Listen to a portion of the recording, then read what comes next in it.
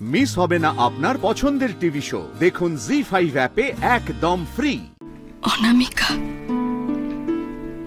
আমি অনামিকা। অনামিকা। বাবা, বাবা, কোথা থেকে কোথায় এসে পড়লাম আমি? এক নতুন জীবন, নতুন মানুষজন। এ কি আমার বনবাসের জীবন? কেমন হবে এখানের মানুষগুলো? ইস, এই মানুষগুলোকে আমি ঠকাচ্ছি।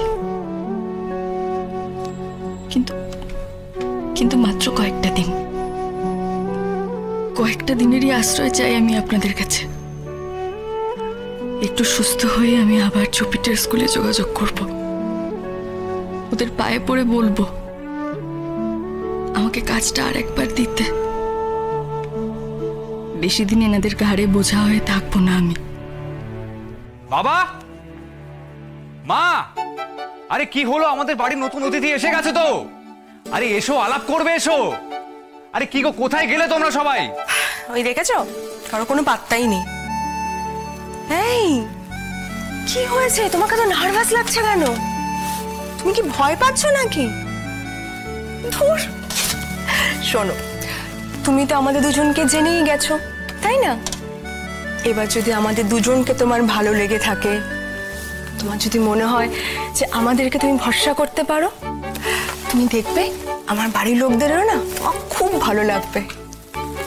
আমার শ্বশুর বাড়ির সবাই ভীষণ ভালো, তুমি দেখো তোমার খুব ভালো লাগবে।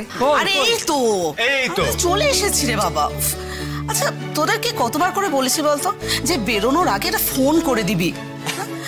আর নতুন সদস্য বাড়িতে আসছে, একটু তো ঠিকঠাক হয়ে থাকতাম নাকি? কই ঠিকঠাকই তো আছো।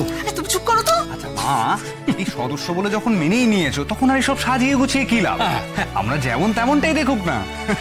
এসো এসো এসো। ঠিক কথা বলেছে। চল চলো চল। এই যে ইনি হলেন আমার মা, আর উনি বাবা। ও মা, কি সুন্দর মুখখানি গো। হ্যাঁ, অথচ কপালটা দেখো, ও যে কার বাড়ির মেয়ে কে জানে। তবে তুমি একদম চিন্তা করিস না মা, একদম ভাববি না, সব ঠিক হয়ে যাবে, আমি বলছি। তোর খুব শিগগিরই সব কিছু মনে পড়ে যাবে। তোর হারানো সব কিছু তুই ফিরে পাবি। আমি আমি তোর জন্য ঠাকুরকে ডাকবো। প্রণাম প্রণাম করছো কেন? তোমার মাথায়, তুই মাথায় চোট পেয়েছো না? আগে চোট সারবে, তারপর প্রণাম করবে, বুঝলে? আমরা তোমাকে এমনিতেই অনেক অনেক আশীর্বাদ করছি মা। তুমি তাড়াতাড়ি সুস্থ হয়ে ওঠো। আমি এখন অনেক সুস্থ আছি। আপনারা আমার মতন একজন অভাগাকে আপনাদের বাড়িতে আশ্রয় দিয়েছেন। একবার অন্তত পাটা ছুটতে দিন। ওরে বোকা মেয়ে, কেবল কি পা ছুলেই মান দেওয়া হয়? মান থাকে মনে। তুই আমাদের মন থেকে মান দিস, তাহলেই হবে।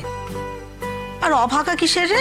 হ্যাঁ, তোর মুখটা তো সাক্ষাৎ লক্ষ্মী প্রতিমার মতন। আমি তো তোকে দেখেই বুঝেছিলাম যে তুই যে ঘরে থাকবি আলো করে রাখবি। এই রঞ্জন আর ছোট বৌমা কোথায় গেল? রঞ্জন, রঞ্জন বাইরে আলে তোরা। এই রঞ্জন। এই তো এসে গেছি। কি হয়েছে বলো? আসলে কি বলতো, পুচকে দুটোকে পড়াতে বসিয়েছিল, ওই জন্য একটু সময় লাগলো আর কি আসতে। আর বলো না, ওরা তো বাইরের মানে নতুন মানুষের গন্ধ পেয়ে বই খাতা সব লাটে তুলে দিয়ে এদিকে ছুটে আসছিল। সরি সরি সরি, আমি প্রচুর কথা বলি। আমি রঞ্জন, আর ও আমার ওয়াইফ গীতশ্রী। ও দিদি ভাই, ও তো এতগুলো মানুষকে দেখে একেবারে ঘাবড়ে গেছে। আর বলিস না, আসলে কি বলতো, হসপিটালে তো এতদিন আমাদের দুজনকে ছাড়া কাউকে দেখেনি না। আচ্ছা শোনো, এটা আমার পরিবার, হ্যাঁ? সবার নাম তোমাকে মনে রাখতে হবে না, ওসব চাপ কিন্তু তুমি একেবারেই নেবে না। যতটুকু মনে থাকবে ততটুকু দিয়েই চলবে, ঠিক আছে? তবে হ্যাঁ, তোমাকে কিন্তু একটা কথা আমি অবশ্যই বলবো, তুমি আসবে জেনে আমার শ্বশুর মশাই কিন্তু খুব খুশি হয়েছিলেন। কেন বলো তো? কারণ আর উনি গল্প করতে পারবেন তো। আমার শ্বশুর মশাই কথা বলতে প্রচন্ড ভালোবাসেন। বাড়িতে তো কাউকে উনি পান না না সেভাবে কথা বলার জন্য। এবার তুমি এসে গেছো, তোমার সাথে গল্প করবে, কি বাবা? হ্যাঁ সেটাই।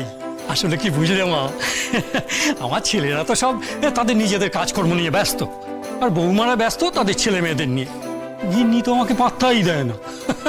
তো আমি আমার মনের মধ্যে যে গল্পগুলো জমে সেগুলো কোথায় বলবো বলো তো। আগে নাতি নাতনি দুটো আমার গল্প শুনতো, এখন ওরাও শুনতে চায় না, বলে তোমার গল্পগুলো ওল্ড ম্যান স্টোরিজ। আমি এই বুড়ো বয়সে নতুন নতুন গল্প কোথায় পাই বলো তো মা? হ্যাঁ বুঝলে মা, ইনি হচ্ছেন এই তল্লাটের গপ্প বুড়ো। একবার যদি কাউকে ধরেছে তাহলে সারা দিনটা তার গেল। আচ্ছা জাগে জাগে আমাদের বাড়ির এই ছোট্ট সদস্যের সঙ্গে তোমার আলাপ করে দিই কেমন? এই যে ভালো মানুষের মতন মুখ করে দাঁড়িয়ে আছে না, এই হলো আমার ছোট ছেলের দিকে নাতি তোজো।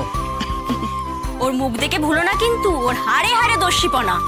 এমন ভালো মানুষের মুখ করে দুষ্টুমি করে বেরিয়ে যাবে, তুমি টেরই পাবে না। ছোট বৌমা এরকম করে বলতে নেই, একটা বাচ্চা মানুষ একটু দোষী হবে না। আর ও হলো আমার বড় ছেলের মেয়ে তোতা। ও হচ্ছে মানে কথার জাহাজ, হ্যাঁ মানে অনেকটা ওই দাদুর মতন হয়েছে। একবার যদি কথা বলতে শুরু করে না থামবে না। তোমাকে নতুন দেখেছো তো একটু চুপ করে আছে, বেশিক্ষণ কিন্তু চুপ করে থাকবে না। আচ্ছা একটা কথা বলি, আমাদের পরিচয় পর্ব তো সারা হয়ে গেল, এইবারে কিন্তু আমার একটা প্রস্তাব আছে। কি প্রস্তাব রে? বলছি আমাদের এই দিদি, যতদিন না ওনার নাম মনে পড়ছে, আমরা যদি ওনাকে একটা ওয়ার্কিং নাম দিই কেমন হয়? হ্যাঁ ঠিক বলেছো। ওই তুমি এভাবে ডাকাটা না খুবই অস্বস্তি করে। হ্যাঁ ঠিক। হ্যাঁ ঠাকুরপো, আমিও না সেটাই ভাবছিলাম জানো তো। দেখো তোমার দাদা তো ওকে বোন বলে ডাকছে, বাট বোনের তো একটা নাম থাকা দরকার। কি নাম দেওয়া যায় বলো তো? হ্যাঁ ওর নাম আমি দিই। ওর নাম আমি দিলাম অনামিকা। অনামিকা, বাহ দারুণ, ওয়ান্ডারফুল, দারুণ নাম।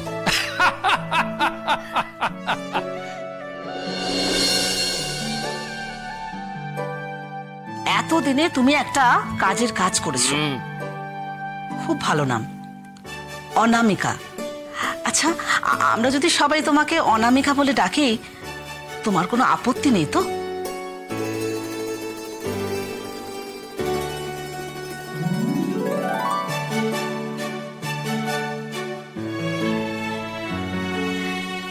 এই যে তোমরা কিন্তু আবার নাম ধরে ডাকবে না কেমন? পিসিমণি বা আন্টি বলবে। কি বললো দিদান, মনে থাকবে তো? অনামিকা, আমি অনামিকা। জি5 ডাউনলোড করুন আর সব এপিসোড দেখুন একদম ফ্রি।